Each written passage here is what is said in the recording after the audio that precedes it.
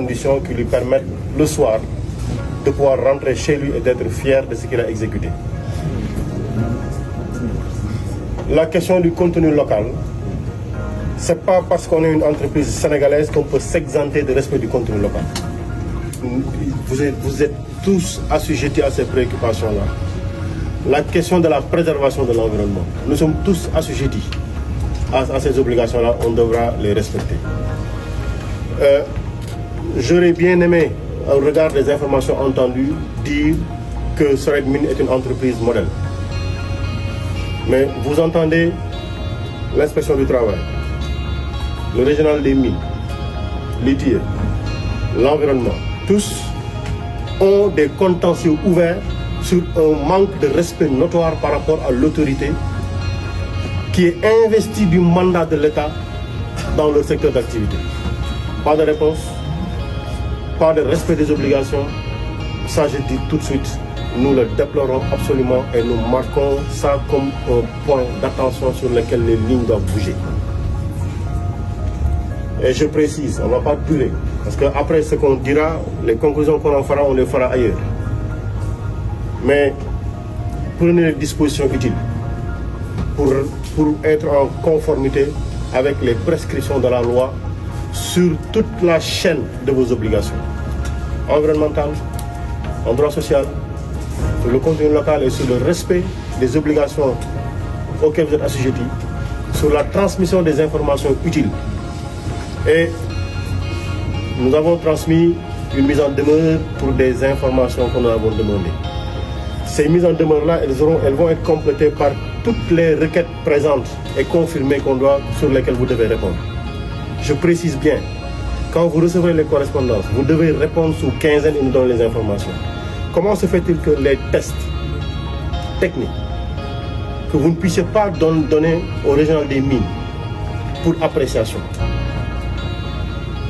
Comment est-ce possible? Donc vous êtes à peu près dans une zone où personne ne parle, on n'a aucune information. C'est pas possible.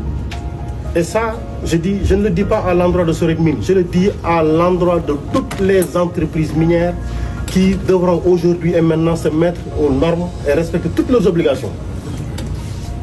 Et nous sommes là pour cela.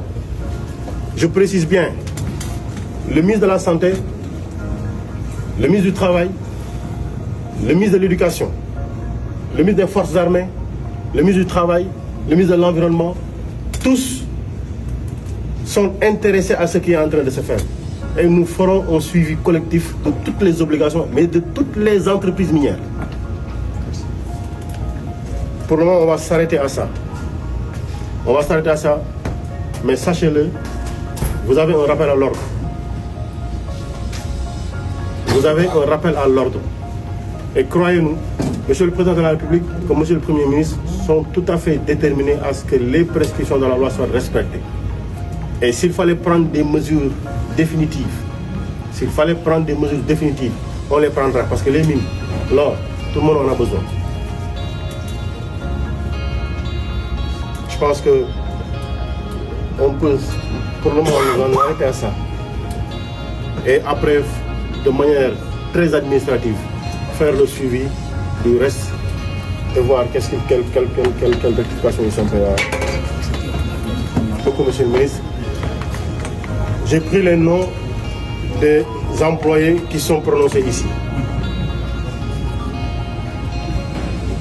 Je ne voudrais pas que demain qu'ils soient inquiétés dans l'exercice de leur mission. Nous en faisons un point d'attention.